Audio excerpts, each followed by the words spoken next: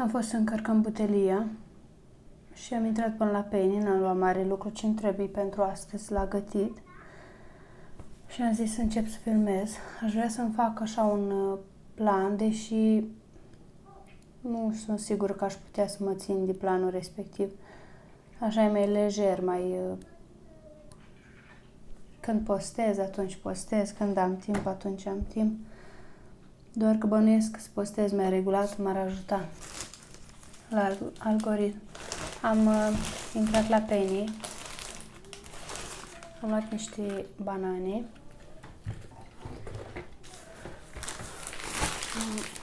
un pachet de veselii umede, că nu mai aveam, două sticle de lapte, aș vrea să fie sticle, cutii de lapte, un bulion, pentru că vreau să fac niște sarmale. Astăzi avem friptură de miel. Dacă aș face friptura de miel astăzi, cred că o mâncăm astăzi. Deci pe mâine cred că scot niște varză la dezghețat și o să fac pe mâine sarmale și cred că să le fierb mâine. Să le fac de asta și să le fierb mâine. Am luat și 2 pachete de făină de grâu să fac ceva desert și o esență de vanilie, tot pentru desert. Pentru sarmale orez, că nu mai aveam. Și un balsam de rufe. Cred că atât, da. Nu știu, parcă nu pot să spăl o rufe fără balsam. Nu-i de călin moai sau ceva, pentru că îmi place să miroasă frumos de la haine. Acum, am dispălat foarte multe vase și să văd ce mai organizez pe aici. Vreau să duc acele, doar le iau și le duc sus, nu știu, cred că îmi pot trebuie urcate să nu le mai văd acolo. Și să mă apuc de tăiat carne. Să o pun la baiț ca să stea câteva ore până o pregătesc. Poate o fierb de seară, la 2-3 ore să stea la baiț. Pune sus.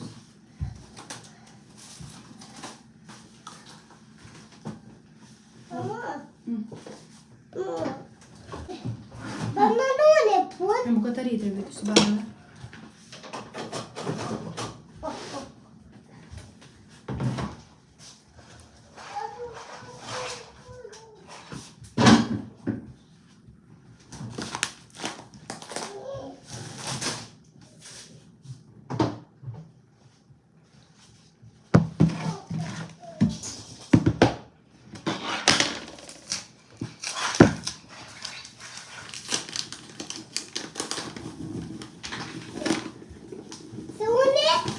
Unde punem curcanul? Aici, în cutie. În cutie, acolo.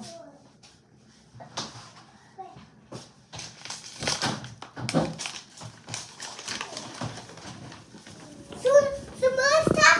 Și asta? Ăla îmi trebuie acum. Ăla îmi trebuie acum. Unde cred? Spun la mașină de spălat și după aia găsesc eu un loc safe. Unde?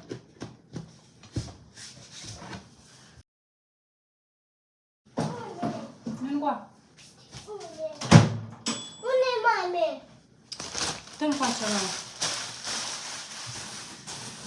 Unde o pun? Ce? Da să le punem aici, așa. Nu vreau la curcale. Cine a zis de culcare? Cine a zis că pune la culcare?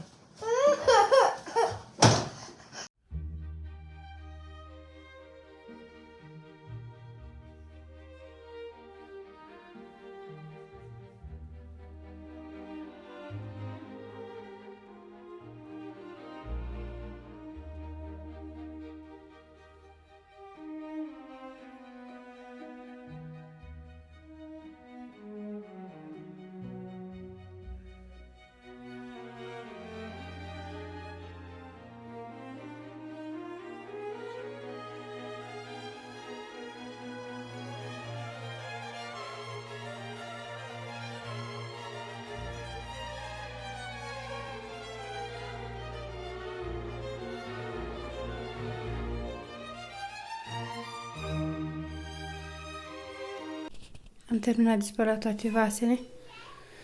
Astea au fost. Aici am vreo 5 borcane, așa scoatem în fiecare zi. Uitați acolo, făcând abstracție de asta care nu-i tare bun. Așa, acolo a fost ceva tochitură de porc, pe care o facem tot noi, când tăiem porc, compot. Și în fiecare zi scoatem câteva borcane goale din casă, ceea ce nu poate decât să mă bucure, pentru că eu muncesc pentru ele, să le avem iarna. Ok. Acum o să rog soțul meu să taie carne de miel ca să o pun la bait și o să vă arăt și vouă baițul ce pun în el, și în baițul respectiv eu mai adaug apă și în ăla și fierbi carnea.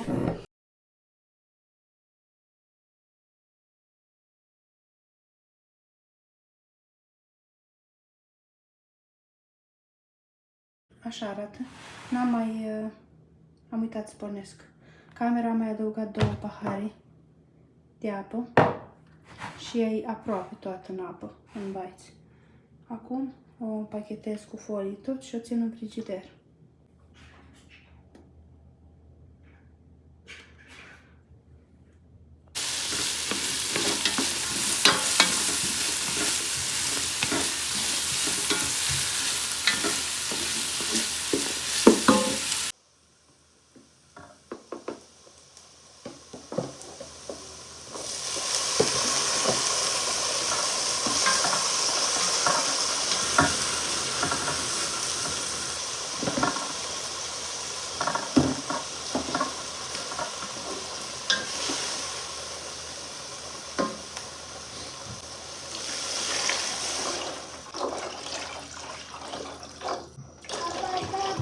Nu mai gata. Perișoarele sunt gata. Aștept doar să înceapă să clocotească supa sau să fiarbă ca să le dau drumul lor. Acum mă duc toate borcanele astea cu mine și mă duc să aduc 2-3 cartofi. Ca să pun și 2-3 cartofi în supă.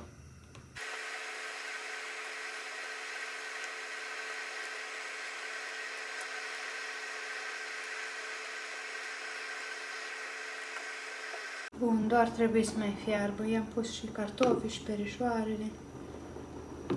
Verdeața am pus țelină, pătrunjel și mărar. Las așa să fiarbă și la final pun bulion și borșac.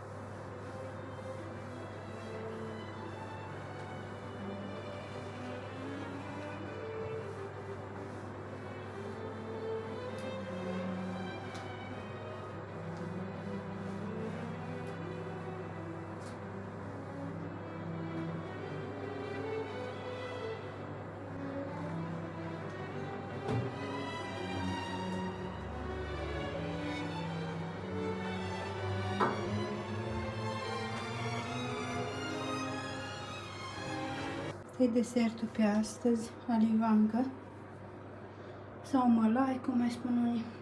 În mod normal o fac foarte înaltă, până cât e tava asta. Dar acum am pus în tava asta mai mare și a ieșit mai subțiric. Trebuie să o porționez, să fac o frișcă și cred că pe mâine o să fac alt desert, că nu mai ajunge asta până mâine.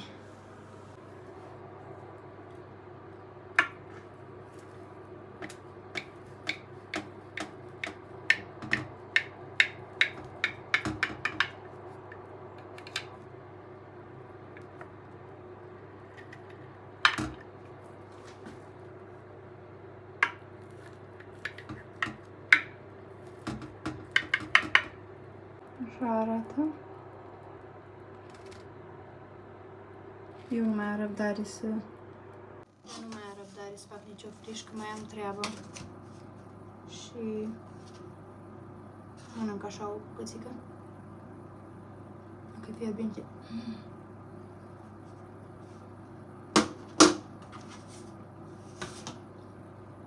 Ok. Scoți o față din așa.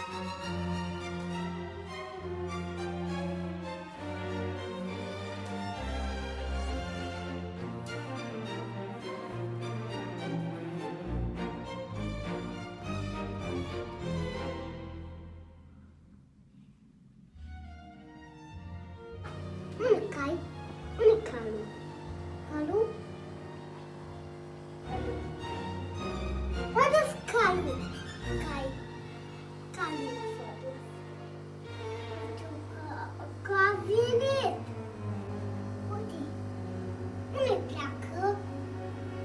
La casa lui?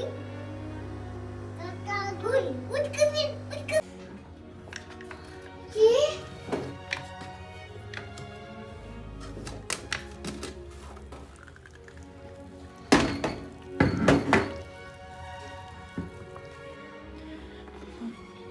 Mergem sus, pregătim pijamale pentru copii, îi facem baie.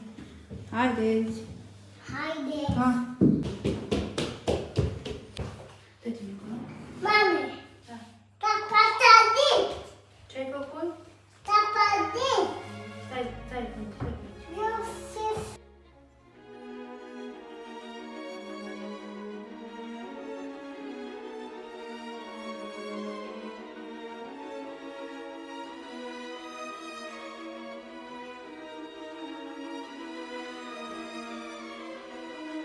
Ce-ai dumnei? Vreau să dau eu! Nu poți tu cu chifrici de abia. Nu să mai...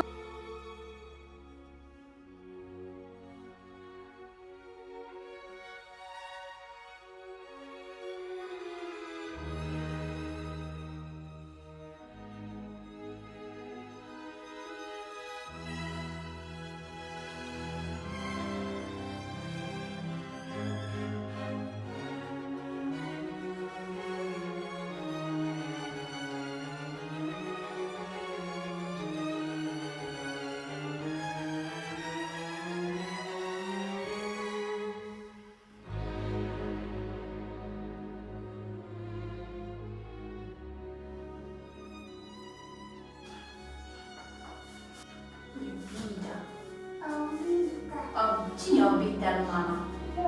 Tu! Scumpă! Hai să celor în picior. Cine e iubita lui mama? Nu! Bravo!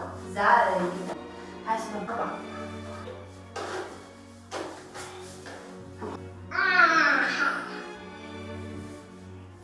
Stai.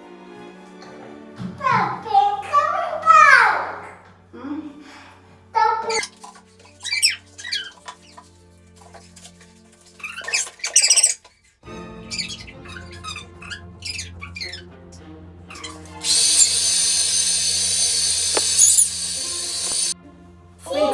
Uite!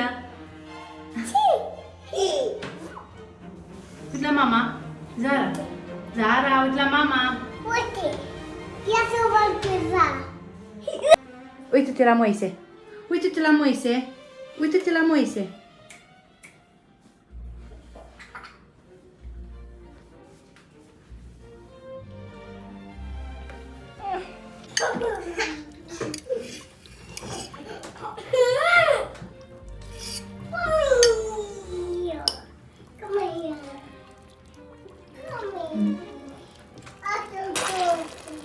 Închis un pic geamular pentru că am tocmai ce am terminat de fiert carne de miel și miroase prin casă. Și mă bucur de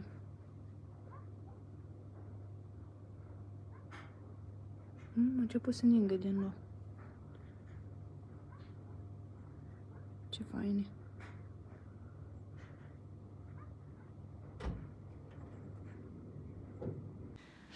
Am venit până sus acum. E seara deja. Ce am mai făcut? Nici nu știu când am filmat ultima dată. Am filmat cum am făcut baie copiilor. I-am hrănit, au mâncat friptură de miel. Cred că asta e singura carne pe care o mănâncă ei. Chiar soțul îmi spunea mai înainte, oare să mai cumpărăm, trebuie să mai cumpărăm niște carne. Pe lângă pui, pe care e obligatoriu să-i cumpărăm. Au zis, oare să cumpărăm carne de porc sau de miel? Și am spus categorii de miel, că dacă copiii mănânc, eu sunt foarte bucuroasă și mult mai sănătoasă. Adică nici nu se compară cât e de sănătoasă cea de porc cu cea de oaie sau de miel. Și i-am pus la somn și acum am urcat sus să mai calc niște rufe să mi le iau de pe... Îmi stau în cap, nu mai am multe tare, sunt mai multe de ale soțului. După aceea vreau să-mi pregătesc haine pentru biserică. Dimineața o să merg eu la biserică, stă soțul cu copiii acasă și seara Mâine seara o să meargă el la biserică, stau eu cu copiii. Ultima dată când am mers la biserică cu ei, adică duminica trecută, nu a fost bine deloc, am stat numai o oră și am venit acasă că nu aveau stare. Nu au plâns sau ceva, dar nu stăteau locului și mai bine facem curând așa. O să calc, pregătesc hainele de biserică și după aceea merg jos să fac și eu duș, să fac curat la baie, soțul meu s-a bărbierit, eu am băit copii și acum pot să fac curat, să fie curat și în baie, restul tot e pregătit. Și cred că, nu știu dacă o să am de un vlog acum, cred că o să mai filmez și mâine, ca să am măcar un 20-25 de minute acolo. Mă dau să-mi pun ceva să ascult pe telefon, să-mi țină de urât și să continui cu călcatul hainelor.